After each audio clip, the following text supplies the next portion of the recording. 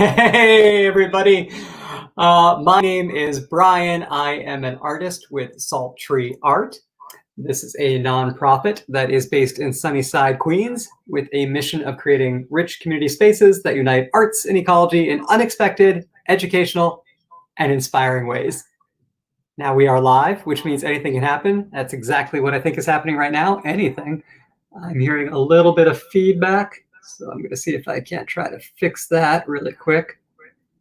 Let's see if that did anything at all. Better? Better! For you two people that are watching right now, I hope that's an improvement for you.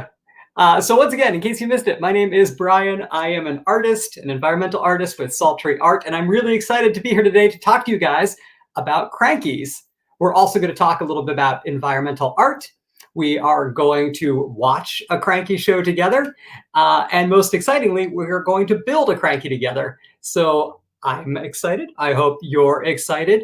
As we've already talked about, this is live, which means anything can happen, as it just did. It also means that I want you to talk to me. So if you are watching on YouTube or you're watching on Facebook, you can go ahead over to the chat bar. Might be on either side right there or down below. You can talk to each other, but you can also talk to me, ask questions, say hi. I will say hi back and answer your questions in real time here. Are you excited? If you're excited, go ahead and raise your hand. Thank you for raising your hand. I can't see you, but I believe you raised your hand. Ripley, was that you? Did you raise your hand? So today's workshop is for anybody. That means mom, dad, kids, aunts, uncles, grandparents, dogs, cats, as long as they're smart enough. I don't want any foolish dogs and cats. I only want the cream of the crop right here. Anybody is allowed to take this class today. It is free, and that is thanks to our good friends at the Queens Council for the Arts. So thanks, QCA, for helping make this happen. And thank you guys for tuning in. So what is a cranky? If anybody out there knows what a cranky is, go ahead and raise your hand. I can't see, but I believe you're raising your hand. Ripley, I think you're raising your head again. A cranky is a moving panorama. It's a way of telling a story. It is essentially a long piece of paper that has a giant drawing across the whole paper, and then it's rolled up on a piece of dowel rod or a stick, and then it's cranked across a window, like a little screen, like what you're watching me in right now. My room is much bigger than what you're actually seeing on the screen. And if we were to scroll my room behind us, that would be a moving panorama or a cranky. Often you move that picture by cranking it. And if you don't know what I'm talking about, that's okay. We are all going to watch a cranky in just a second right now, so you can get a better understanding. This cranky that we're about to watch is called succession. Now, succession is an interesting word. If you know what succession means, raise your hand. Great. Succession is change, right? And it's very, very basic. That's what we're talking about here. And the thing that I want to tell you right now is that change is good. It's not something that we should be afraid of right now. So sometimes change can be scary when it seems like it's happening. But if it wasn't for change, you wouldn't be here. I wouldn't be here. Your dog, your cat, no matter whether they're smart or not, they wouldn't be here. Even your house. All of this is because we are always changing. So sometimes that change is really big, like when a comet hits the Earth and all the dinosaurs disappeared. That was a ginormous change. That was a primary succession, a big change, a primary succession, a big change. But it was necessary, right? For us to be here at least. So things over the courses of millions of years changed and changed and changed again. And now here we are. And sometimes change can be a little bit smaller. Like maybe there's a tree that falls in your backyard. Your backyard is now different, but Even though it's sad the tree isn't there, maybe there's more light coming in. Maybe new animals are coming in. So that was a little change. That was a secondary succession. Smaller change, but still change. And change is always happening. So now we know a little bit about what succession is. We know that it's changed. I'm going to show you this show. It's called Succession. And it's got original music by two of my good friends, Sherry and James. And I hope that you guys like it. So go ahead and let's enjoy the show together.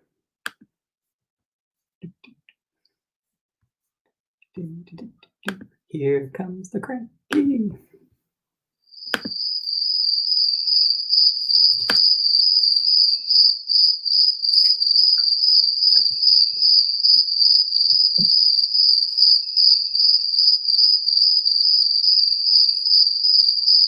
Let me tell you something about a bird I know named Edward.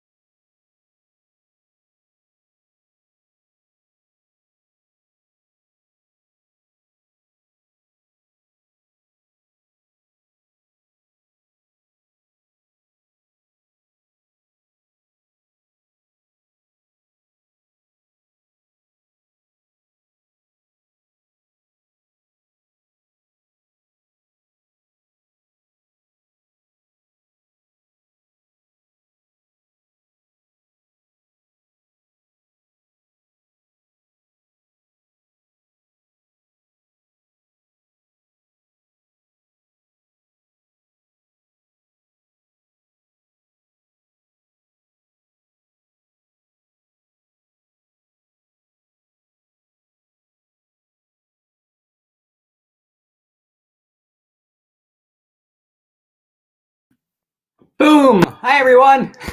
Good to be back. So remember I said that anything can happen because we're live? Looks like it just did. For those of you that were questioning, I think that was Jen. She had a really good question. Yeah, there is music. Remember I was just telling you about that music that Sherry and James wrote? Jen, thanks for pointing that out. Let's see if we can play that one more time, this time with the music that I am super excited about. Let's bring that in right here. And one more time, friends. I hope you like it. The art is really pretty, right? So you're already seeing what happens with what I was talking about with moving panoramas. There it is. Much better. Okay, friends, here we go. One more time, Succession.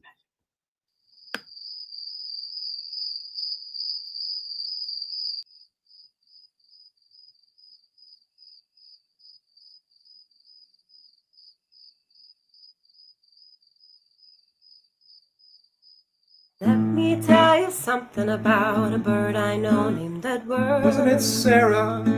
Or no, I thought Ahmed, or wasn't it Esmeralda? No, Soon Lee or Rahim. You know, actually, it could have been Carla. Edward rhymes with bird. Fine, Carla. It doesn't matter. The story's the same. That's true. Same. She lived a long time ago. It actually was like 65 million years ago. I'm trying to start the story. Can I just? You're right. Is that okay? I'm sorry. Let me tell you something about a bird I know named Carla. She lived a long time ago, flying large over the dinos. Omnivores, herbivores, T-Rex, and pterodactyls enjoy their status quo. Then on come the scandals.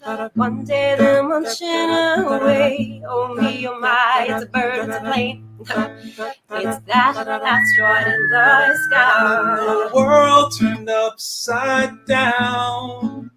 Oh yeah, the world turned upside. Devastation covers the world with winds, ashes blanket the sky for sure. And then every single creature in 100-mile radius vaporized at once, and the rest hit the deck because of mega tsunami over 100 meters tall would crash hectic in every direction, and the surface of the earth would have a drastic rebirth. But give it time, give it time, give it time. Time is on my side.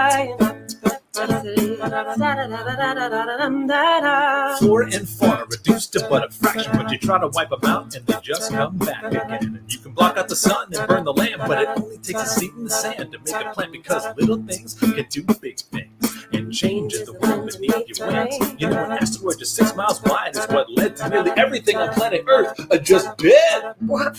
It's a little dark, no? It's dark, yeah, but that's what happened. Sure, it happened, but that's not the end of the story. Oh, no, of course not. No, the story doesn't actually end.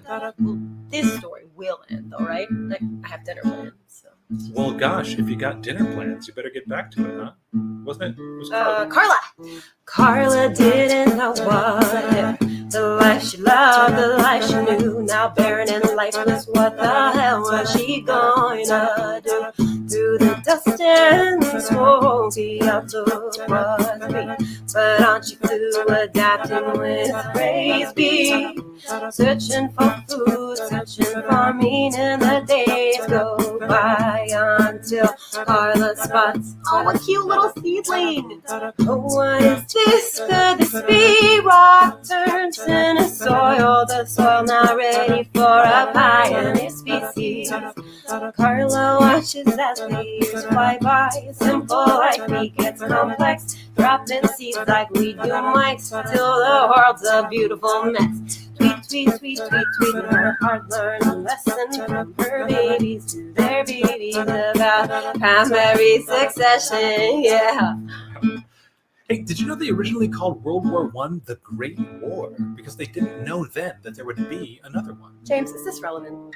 No, yeah, right? Because you just talked about primary succession. I see what's happening. Hey, James, what comes next? A secondary succession can be a bit of a blessing, adding to the sacrifices of the primary's efforts to the point where you witness a Darwinian expression, keeping guessing which among the interweaving different species, and ultimately deciding which species die or survive as this generation gets by on a case-by-case basis. This critter. Not that one, the green bug. Yeah, the black one. Over time, the forest was stabilized, flowers grew, mammals too, insects of all kinds, and as the sun shone through between the leaves, you best believe we're overdue for a local tragedy. Beautiful ginkgo tree, Carla's ascendant built his nest till one day fire burns it down, lay his on the rise. Julio flaps on arm with his ancestors, lesson this land once barren is now super happening. Ginkgo is gone, but in its place more room and more sun will make a nice home for a fresh type of fun. Oh, what is this? What do we see? A new flirty birdie attracted to the vacancy. Julio has a new friend who will help him fly high. The ashes of his old home paved the way for his birdie wife. A flood, a landslide, a fire, and eruption provides us with the more diverse ecosystem. It may be hard to see the forest for the trees, but the top just leads to more variety.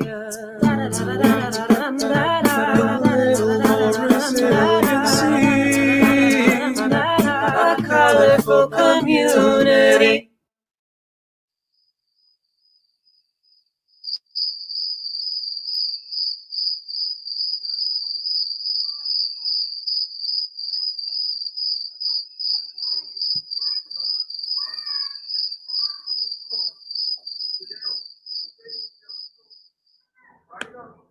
All right. Wasn't that great? So once again, I want to thank Sherry. I want to thank James for coming up with a beautiful song and a really cool way to explain succession to us, which, as we all know, is change. And also, once again, a thank you to the QCA for helping fund this project as well as today's workshop. So if you like that and you're ready to build your own cranky, raise your hand right now. Great, I still can't see you. So you're gonna need a few supplies when it comes time to making your own cranky. And if you haven't seen that list already, it's right here, boom. So what are you gonna need right now? I'm gonna show you. We are going to need paper. It could be a postcard, something that came in the mail. I'm gonna use this sheep, maybe. This is just a flyer that came in the mail, but it's also cute because it's a sheep. Oh. Some books, anything, postcard, just regular paper is fine too. Also, you do need just regular plain old paper. Plain old white paper works really good. Not construction paper, something that you can like roll up and bends pretty easy. So just plain old white paper. You are going to need a box because we're going to make a box cranky. Lots of boxes we'll use, or lots of boxes can be used. This is a good box. It once held delicious vegan buffalo wings in it. I think today, actually, I'm probably going to use this cake mix box. These are great boxes to use because of just how big they are. You're going to want 2 sticks. That can be 2 dowel rods, 2 pencils. The only thing is you want to make sure that the pencil or stick or whatever is just a little bit bigger than the box. So you see right here. So a pencil and a brownie box or cake box or spice cake mix. Such a good mix. That works out really well. You're going to want 2 clothespins. You don't need them, but if you want them, then you can actually put your clothespin on your dowel rod or your pencil, and it just makes it a little bit easier to crank. Not necessary. Don't worry if you don't have clothespins. All you fancy people with your drying machines. And then you're going to want something to stick things together with. Plain old tape is fine.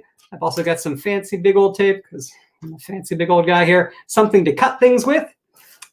This mom, dad, please help out on this one. So scissors are great. I got these lovely little safety shears right here. If you got someone who knows how to use it, an X-Acto knife is really great. Again, make sure that you use that safely. And I also have a stapler. Not necessary, but you can use a stapler too. All about the shortcuts right here. And then the fun part, crayons, pens, papers. I've got real nice Sharpies right here. Do not color on the walls, kids. I will never stop hearing notes from your family about that. All right, so go ahead and gather your supplies and we should be good to go. In the meantime, let's look at some of our friends right here. Hey there, Art Book Out. Good to see you. Actually, I can't see you. Jen Durek with her little woohoo and a couple of praise hands right back at you. I think we're ready to get going. Are you guys ready? If you're ready to get going, raise your hand. Still can't see you.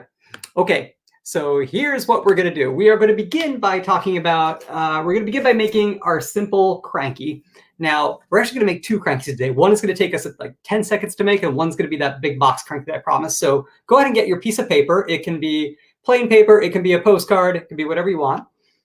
Because what we're going to make right now is just going to be what I call a window cranky. There's no cranking involved, so it's not actually a cranky, but we're going to call it the window cranky. So here's a good example. So this is something I made just before we went live. This was a brochure that came with my kayak. Now who's fancy? I have a kayak. And you can cut out anything you want, any shape you want in this piece of paper. I like to cut out like a little small window. This is really fun to do if you have like old birthday cards or something you just don't like, or mailing things that came in the mail you just don't want. This I thought would be really fun because it's water. So I cut out this little shape of water underneath there. So now I've got this little window where anything could be lurking in the water. I see you people boating. So that's fun right there. You basically made a mask, but that's what we're doing right now. We're actually going to make a window viewing cranky. So once you have your piece of paper with something cut out, I'm going to do the sheep right now because I like it. Again, any shape you want. It can be a box. It can be something kind of interesting. Let's put on our craft cam right here. I think I'm going to cut out around the sheep so it looks like he's wearing a vest maybe.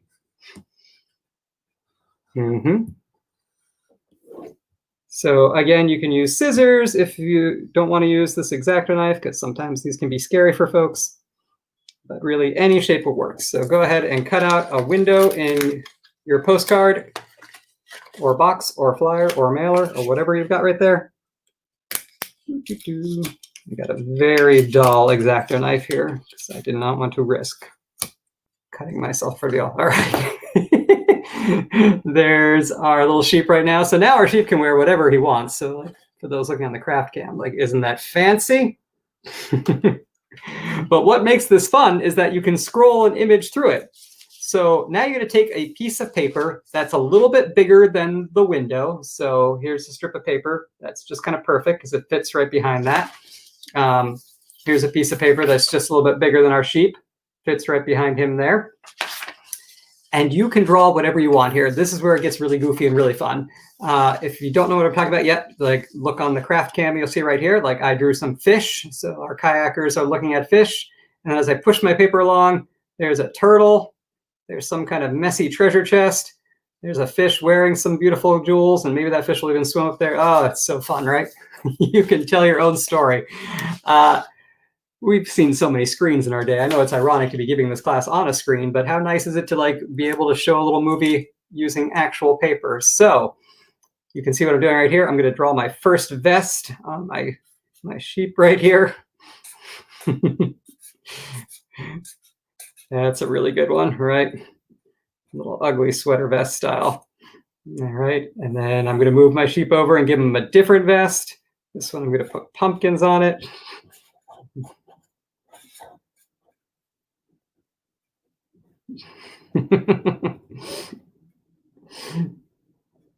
Yep, these are like ugly holiday vests right here. You get the idea, right, friends? So you can make whatever kind of scrolling cranky right here. So now look at this little like fashion show we've got right here. Feel like you can hear the music, right? Oh, high fashion. That is high fashion for our little lamb. So for the interest of time, I'm going to move along right here. But I do want you all to enjoy this lesson. Feel free to cut up, oh, who doesn't love a sheep cranky? Feel free to cut up whatever comes in the mail right now. Maybe wait until after mom and dad open it up. It could be something that they want to see. That's not true. Nobody gets anything they want in the mail anymore. So you can make use of it, right? So continuing with our recycling, upcycling activities here, let's move on to the cranky that I know many of you tuned in for. This is our box cranky. So I said I've been using cake boxes a lot here. This is one of my favorites. You can see on the cam right there. So this is what we're going to make right now. I'm going to bring it up close right here. So using stuff that you have probably in your recycling bin, you can cut a window into a box and you can tell a story. So this is one I made real quick just before you all showed up. And we've got ourselves a little butterfly in the forest with maybe some litter nearby the river. And then we scroll on forward. Whoa, but look, down in the water, we've got a fish. I really like to draw fish, apparently. Living life down there. He's looking up. The butterfly is looking down. That fish has fallen in love. Look at his little heart air bubbles. Oh, no, but the butterfly is flying away. Could this be a sad story? I don't know. Hey, look, the butterfly got the bottle. He's now underwater with the fish, and love is always a crowd-pleasing story. You can tell any story you want using a cranky. So let's get down to it, right? First things first. The box. So go ahead and get your box. Again, it can be any box you want. I am going to show you two different things right here. I think, you know, I'm going to use this brownie box actually, because I think that's more fun. It's actually a cake box. Step one, get the cake out of the box. Guess what? I'm going to be making cake later. That's fun. Let's make this a little bit bigger and see if that's easier to see. There you go. Yep. All right. So take your cake out of the box. Smells good. It's a nice pillow. And here you go. Now you can, as you saw in that last one, just cut a square in the box just the way it is. But I think what I'm going to do, just because it's fun, is I'm actually going to take this box completely apart and then reassemble it. So once again, all you want to do in this one is just cut out a square in your box. Again, this is going to be for the paper to scroll through, so about yay big, depending on the size of the box. If you got an interesting box, maybe you just want to cut out like an interesting shape. Like this one, I thought would be fun just to cut out like that label part so that now I can make a cranky all about vegan nuggets, right? I can just kind of scroll through and show the different things that vegan nuggets can go on. I'm not getting paid by the vegan nugget company, folks. I'm just a fan. All right, so continuing on with this, like I said, I'm going to take this box completely apart and I'll show you why. And it's because one of the things that's fun about making cranky isn't just making the cranky itself, but actually decorating the box. So now I've got this big flat empty box right here, which is fun. It's a lot easier to cut this way too. So the first thing you want to do is cut out your square. I like to usually use a straight edge. Actually, you know, let's do that. use this piece of paper right here and cut out a nice square in the box. You want to make sure that you have about half an inch or so on each side of the box, and that's because the paper needs a place to roll up. If you put it all the way to the edge, we won't be able to, you'll see that paper right there, and it just kind of messes up the effect a little bit. And you can take the edge pretty much down to the bottom, but once again, as you see down here, like don't take it all the way to the bottom. And that's just because if you take it all the way to the bottom, the paper might like pop out, and that'll be a little harder. All right, so you know what shape you want for your window. Go ahead and cut out your shape. You can use that X-Acto knife if you're brave. You can use the scissors, whatever you've got right there. Now, the key here is once you cut out this window shape, you're going to want to hold on to it, right? Don't throw this part away. In fact, never throw anything away that's in paper. Always recycle it, but there's always fun stuff that you can do here. This is what we're going to use to help measure out the rest of our cranky. So we got two things right now, right? We got the box, we got our window shape. Like I said, I'm going to decorate my cranky. So when I reassemble this, I'm actually going to reassemble it inside out so that I have this cool thing that I can draw whatever I want on, which is fun. But first, before we do that, we're going to move on to our paper. Now, because I use this brownie box, I find that just like regular printer paper is really fun to use here because it just makes the perfect shape. So a regular 8.5 by 11 sheet of paper, you can fold that in half like so. And as you'll see, that's like the perfect size for here.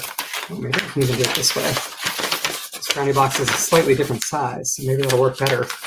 Oh yeah, we're gonna get more bang from our buck, friends. We're gonna fold it long ways on this one.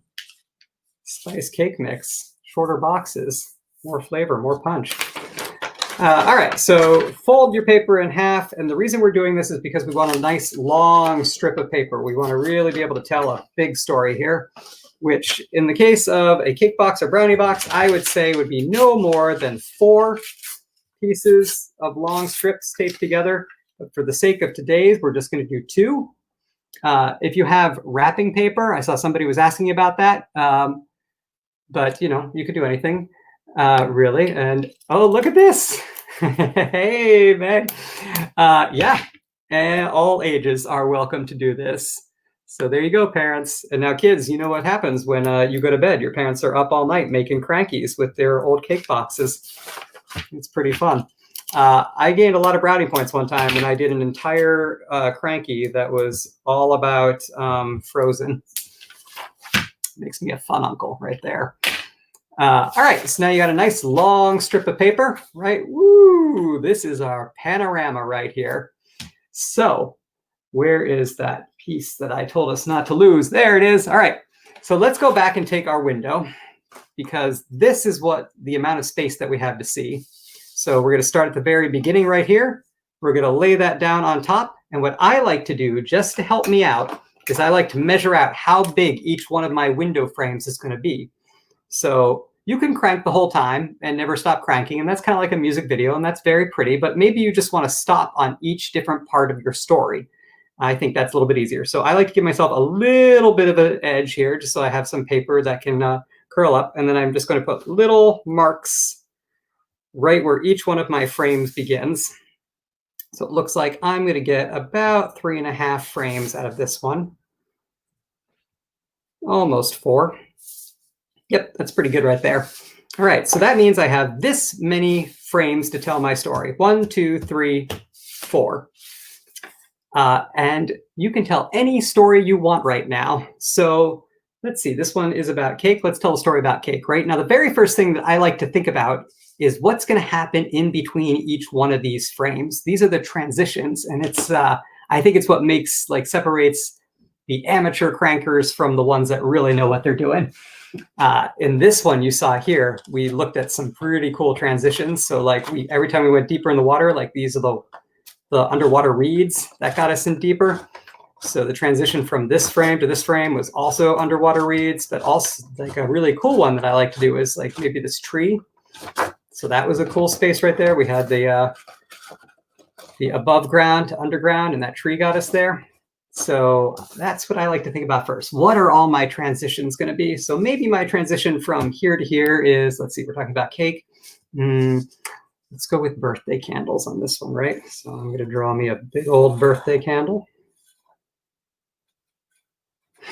This is a very big birthday candle.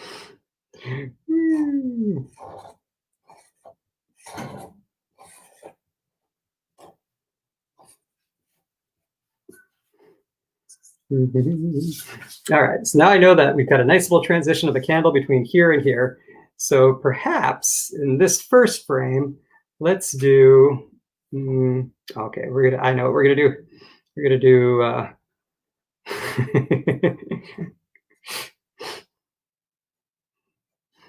we're gonna do a sad cat.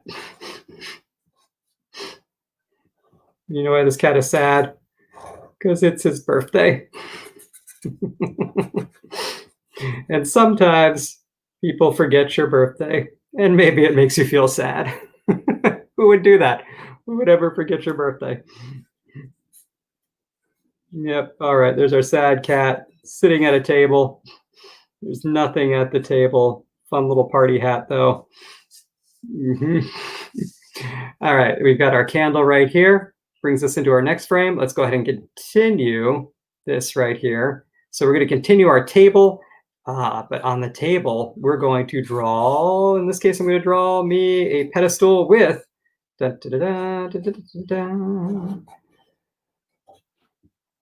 big old fish cake.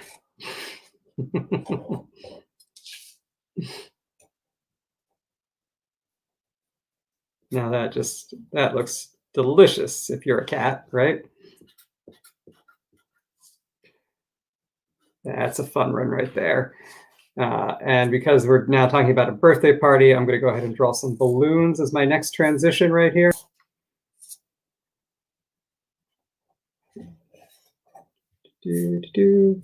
What are you guys drawing right now? Do you want to tell me? I'd love to hear what you're drawing.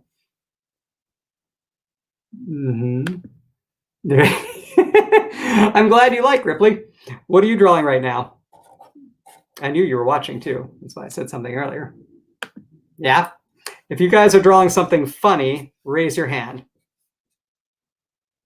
I can't see you. All right. So we got our balloons. That's pretty good right there. And now I'm going to cut this a little bit short, and we're going to draw a happy cat right here. Who has decided to eat his fish cake.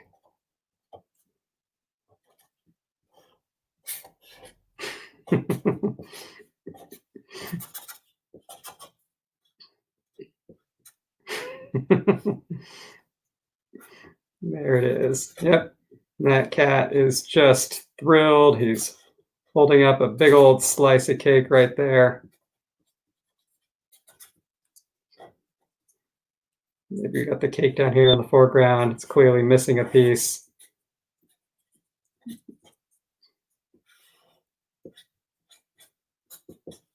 That's pretty good, right? All right. So now we have a beautiful story. This one's about the birthday cat cake party. All right. So you guys can keep taking all the time you want to draw your stuff, but I want to make sure that we get everything in before we have to end here. So I'm just going to keep on talking. Feel free to follow along, or this video is going to go up online after we're done here. So you can go ahead and watch. If you miss anything, it's always there for you. All right, I'm going to put my show aside really quickly while I bring my box back, because we need to find a place to put the cranking rods. Now, one of the advantages to having it open like this is that you can cheat a little bit and use something like a hole punch, which I'm a big fan of. Now, a hole punch is not going to be as big as it needs to be for the rods, but I find if you punch just like 2 or 3 times, that's pretty good right there, right? Can you see? Yep, you can probably get a pencil in through that. Oh yeah, perfect.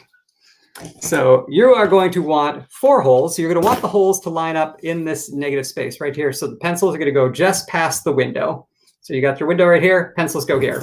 And you're going to want them on both the top and the bottom of that space. Oh, and here's another fun little trick, right, friends? So if you've got the box deconstructed and you're using a hole puncher, I like to take away these two little tabs just because it makes it a lot easier to get the hole puncher in place. Boom, cheats. I'm all about the cheats right now. Yep, it's fine to cheat when doing crafting. It is not fine to cheat in school. Ripley? Would never. Okay. All right, so now we got our box with our 4 holes. Make sure we all see that. There it is. We're going to reassemble our box right now. So if you took it apart like I did, then go ahead and fold it back into position. This is where my big fancy packing tape is going to come into play. Woo, something just fell down. All right, let's put our box back together. You can remember how a box gets put back together. I sort of remember. We got a piece of tape on one side.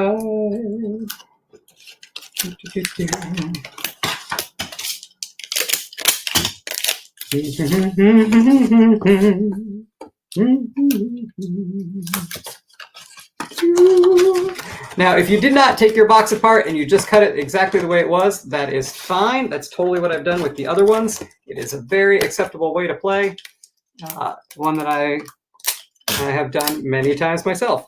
There we go. We've rebuilt our box. Look at that nice little cake box. And what's fun about this is now you can decorate this box to be whatever you want.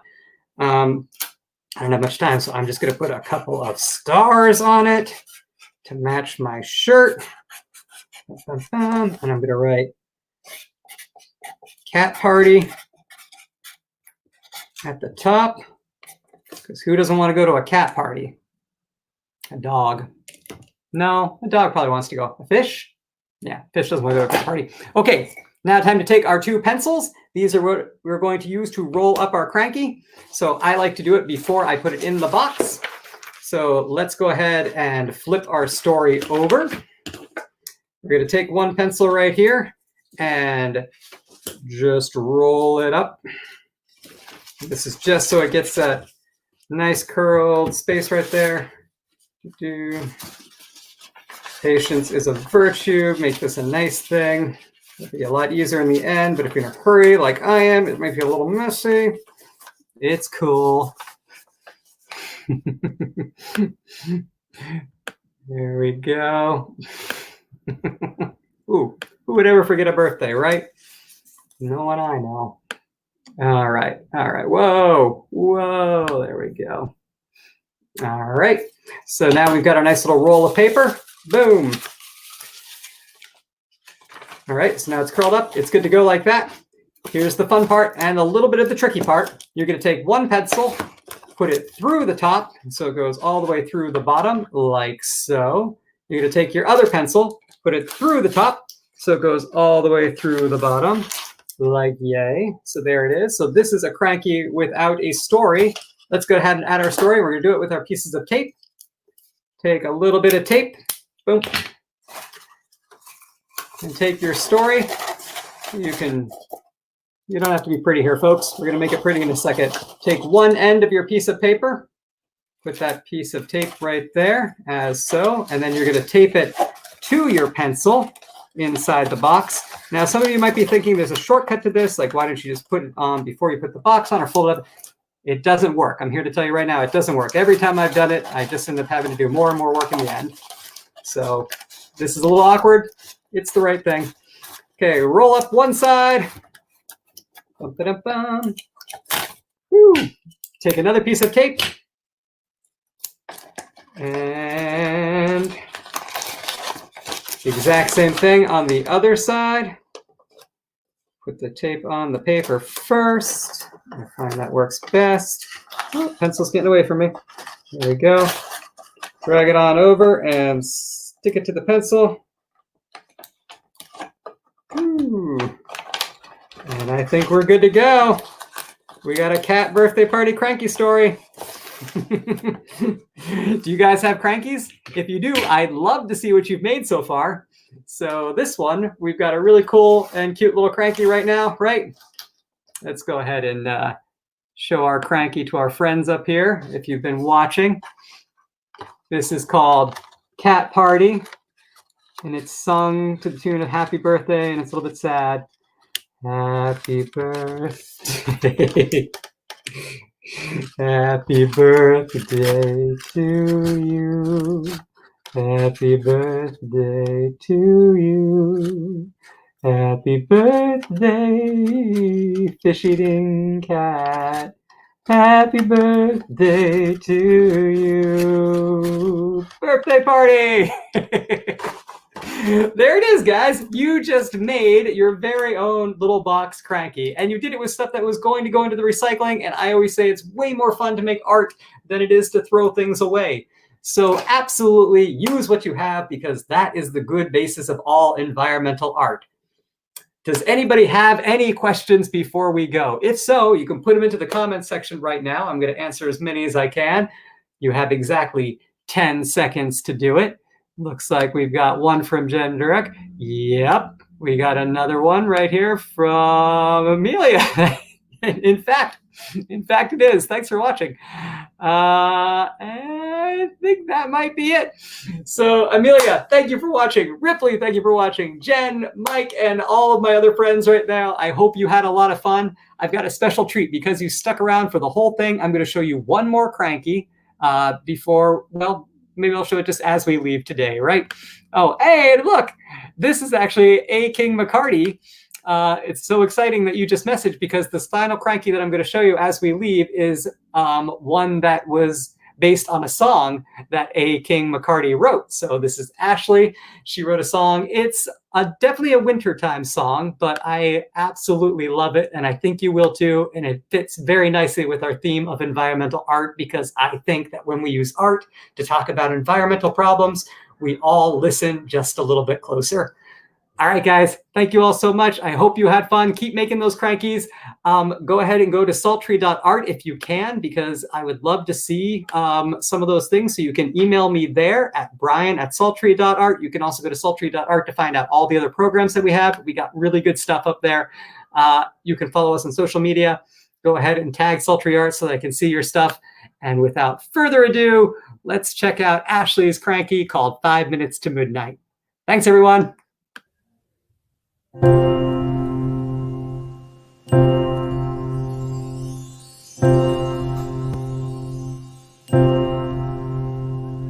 5 minutes to midnight on December 24th. All is quiet, yet I find I cannot sleep. I'm thinking of the forest, of the fields and mountains steep, of the rivers and the oceans dark and deep. As a child I can recall a favorite story I was told. There is magic all around us, and this time of year it grows.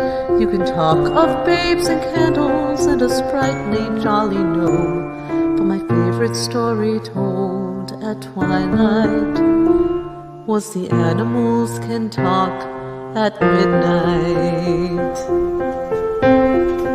Oh, I wonder what they'll tell us when the animals can speak. Will the chipmunks plead for justice? Will the pigeons pray for peace? Will the tigers speak of reforms that will help the refugees? Will the eagles sing of fresh air and the blessings of tall trees? Dogs and cats will mingle as they try to understand why one likes to chew on bones, the other tuna out of cans. Well, elephants recall when they were hunted for their tusks and take legislative action so that won't happen to us. The lamb will ask the lion, would you care to give up meat?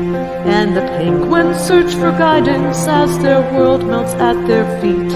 The fish and sharks beg us to mind our trash and toss debris. Oh, I think that we will gain some insight when the animals can talk at midnight. Why can't we all live together? That's what they will say. This world is so beautiful, we can find a way. And we have long forgot. For the birds and beasts and fishes want a better world for us.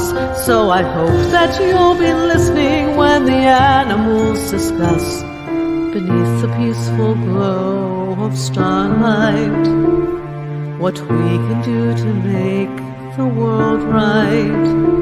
When the animals can talk at midnight.